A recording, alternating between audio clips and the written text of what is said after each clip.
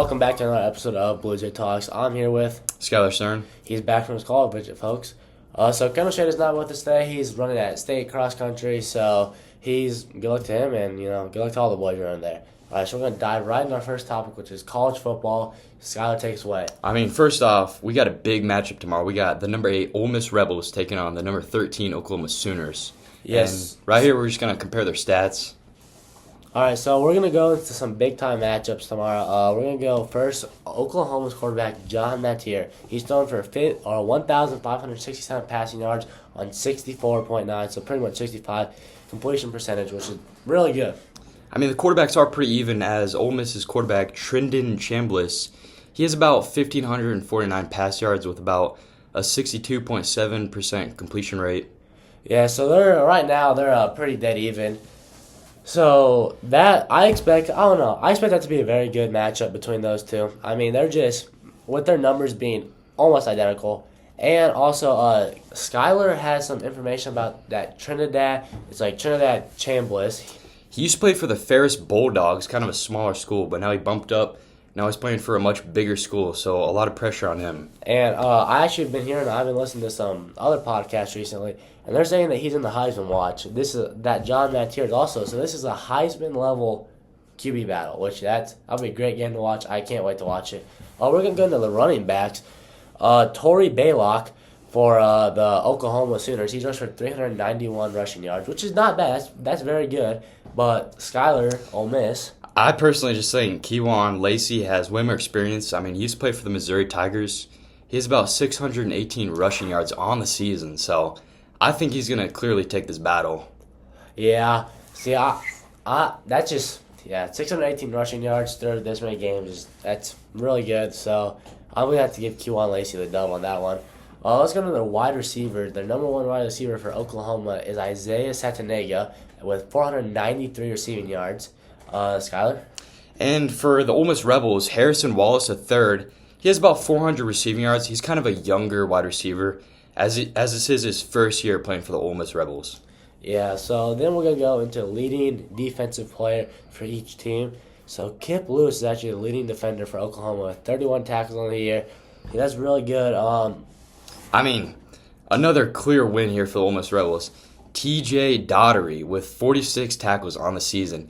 He is a bigger guy, 6'1", 225 pounds, born in Montgomery, Alabama. It's going to be lovely to see him play tomorrow. Yeah, that's a beast right there. That's 46 tackles. Kip Lewis is having a great year with 31, but just getting beat by 15 tackles. Yeah. TJ Daugherty, he's a dog. And, tomorrow, Nebraska is also going to be taking on Northwestern. Personally, I think Nebraska's going to blow them out of the water because I haven't really seen much out of Northwestern this year. And Nebraska, their quarterback, Heisman contender, Dylan Raiola, it can't get better than that. Yeah, I would have to agree with you on that. I think Nebraska, last week against, I don't even remember who we played last week. It was I'm blanking right now. Yeah. But, that's just an off game for us. Minnesota, that's who it was. That's an off game. Minnesota played really well. We didn't play that well, so we can't do much about that. But Nebraska versus Northwestern, I expect us to beat them by 14 points. At least. Yeah. I think this is going to be kind of like a revenge game to get the flow going, get the momentum back up. 100%. In our next college football game, Iowa State plays BYU. Iowa State has dropped out of the rankings, and BYU is number 11, if I do remember correctly. I think BYU is number 11 in the AP polls. Big game. I'll be at that game, so we'll be reporting on that after. Like Lawson said, Iowa State has been out of the rankings, so right now they're playing the hunter, and BYU is going to be the prey that's getting hunted, so I feel like this is going to be a big game as well. Yeah, I like that. That's a good analogy. Iowa State they're on the hunt now. They got to get back in there. I expect some big players for Iowa State to do things like Rocco Becht, great quarterback, another one that could be in the Heisman watch. Also, tight end that used to play here recently, Benjamin Bramer, plays for Iowa State. He's gonna have a big game, I feel like, this week. And also, he's gonna be on our podcast one of these weeks. We just have to figure out a time to set it up, but that's a little sneak peek. He will be, yes. He should be on either next week or in 2 weeks. So that's a guest. And on our next point. So on our next point, we're going to go talk about Nebraska volleyball, who, as same as the football team, plays Northwestern this week. I really don't think it's going to be much of a game. I actually think they play tonight at 7 p.m. if you want to watch that. I don't think it's going to be much of a game. I mean, they're so dominant. They haven't lost a set since September 16th. I mean, not a game, a set. I mean, the numbers and stats speak for themselves. Like, that is one of the most dominant teams in the country. To not lose a single set since 2016, over 9 years ago, I think both the Nebraska football boys and the volleyball girls are going to both bring home a W against the Northwestern. Yeah, they're insane. So, we got some stats for you. Harper Murray, who is arguably the best player in the country. I think she is. Harper Murray leads the team with 208 kills, and she has a 300.332 hitting percentage, so she's hitting a little under 500, but, I mean, amazing still. And, I mean, they're just Andy Jackson doing amazing, Becca Alec doing amazing, Bergen Riley. I can name every part of our team. They're all just absolutely dominant. I mean, this just goes into the coaching staff. Like, they're doing a tremendous job, like, recruiting these athletes from all over, like, the country, bringing them into the best volleyball facilities in the country, and it's Nebraska, the best place to play. Yeah, if you are a volleyball player, Nebraska is the place you want to go. Nebraska has now become like the Ohio State of football. Like they're just dominant. Like those girls, they play with some attitude out there. And if you give me start on the crowd, like the atmosphere at Memorial Stadium and inside the gym where they play at the Omaha CHI Center, like it's immaculate. The crowd's just all into the game. They're not on their phones. They're all constantly cheering, and it's just a wonderful place to play. Yeah. So. All right, so we're going to fumble into our next point with Skylar Stern. Take it away, man. I mean, I don't know if you guys have kept up with the drama that's been going on in college football recently, but I'm going to give a little insight. In a recent game, the Auburn Tigers played the Georgia Bulldogs, and there's been a huge controversial decision over if this referee should continue to stay in the league or be fired, as there was a goal line fumble / touchdown call and a sideline timeout penalty confusion that both probably costed the game. And veteran referee Ken Williamson has been permanently suspended with the SEC after his crew's performance in that game. And former NFL referee and analyst Terry McAuley publicly blasted him, calling it insane to end a 41-year-old officiating career over one singular game.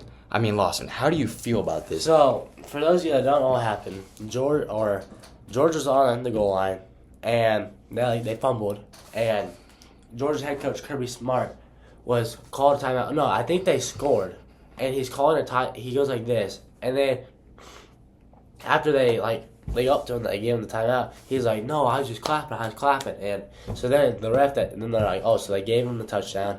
And personally, I agree with the SEC. That ref should be gone. I mean, 41 years, I get you're a veteran, but I mean, how do you mess up that bad? That is atrocious.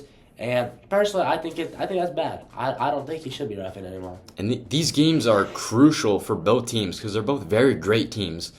And over one singular call could cost them their place in the playoffs and getting like a good spot in the rankings. 100%. Like, I agree with that. And I can see where some people would be like, you can't, like, it's one mistake. But, I mean, that big a mistake where you can't clearly see if a ref is going or a coach is going like this or like this. Like, that. Like, you have replay, too. Like, come on. Like, you can't mess up that bad. And so I think we're actually got about a few more points, and then we'll be done. Really, we're going to get into some national news now, just to, kind of get you guys informed on what's going on in the world. So if you haven't heard, the U.S. has killed 3 people in an airstrike on a drug boat that was I think it was near Florida waters, and President Trump sent an airstrike because, also, we don't want drugs in our country. That's very bad. And so he sent the airstrike, and it hit. So there's a big controversy over that. I mean, if you don't really have a whole lot of knowledge in this, like, over the course of many years, there's been things called pirates, and they're not real pirates. They're basically just people that have guns, and they're on little boats, and they try to raid some of our boats that have, like, essential items we're trying to transport overseas. Many of these boats, you'd find them in between our country and Africa, because they are mainly African pirates, but a lot of them can come from different countries as well. Yeah, so, and obviously there's a huge huge thing about the whole drug flow from South America into the U.S. And so pretty much they're doing that just by water. And honestly, I know everyone has like different political opinions. We're not gonna get political. We're just gonna we don't want drugs in the country. So that's probably the main reason he did that. I mean, the drug rate in many states like Oregon is a popular bad place for drugs. And I'm pretty sure that they legalized drugs in Oregon to hopefully prevent people from doing it, because apparently they thought giving the sense of purpose to take drugs at your free will would limit your want to do it. But that has just created a massive disaster, as the drug rate has gone up tremendously since drugs are so easily accessible. Yeah, so I think Oregon's government thought if they gave them less and less doses, they would give them it, but they give them less and less, so they almost wean them off it. But I don't know if that was a great idea, because now people, they just go back and they just take. Yeah. So they're taking less doses at a time, but they're taking it way more frequently. And I don't know if you've been to Oregon, like Portland, Oregon, but I've seen videos, and walking downtown in Portland, Oregon, there is just needles all over the ground, and it is just a super disgusting place to live. Yes. I could not imagine walking to work or just driving around and just seeing homeless people on drugs and needles just on the ground, watching where you step. It is just a huge problem that needs to be addressed. And some more national news. Trump is still deploying ICE agents in the different cities. Again, not gonna state our opinion, but he's doing that just to, he's put out that he's doing that to control the crime rates in cities. He's only done it in cities with high crime rates. So, a place like Lincoln, Nebraska doesn't have a super high crime rate. So he's not gonna deploy ICE there, but he's trying to deploy ICE to Chicago. And then more news that federal judges keep blocking Trump from deploying the National Guard and ICE agents into Chicago. So that's a big dispute right now. I don't know if we got anything else. I mean, that's really about pretty much just wraps it up. I mean, we gave you a little insight. Hopefully you guys tune into the Ole Miss-Oklahoma game. I think Ole Miss is going to come out with the win, personally, just because their players are going to show up in big games like this. And I don't know if Oklahoma's ready for this game yet. 100%. So that is podcast number 2 for Bluejay Talks. And hopefully next week we have Kendall Shada back, and the trio is going to take on for the Week 3 podcast. 100%. So this is me, Lawson Zerke. And it is me, Skylar Stern. Signing off for Bluejay Talks episode 2. See you guys on Monday.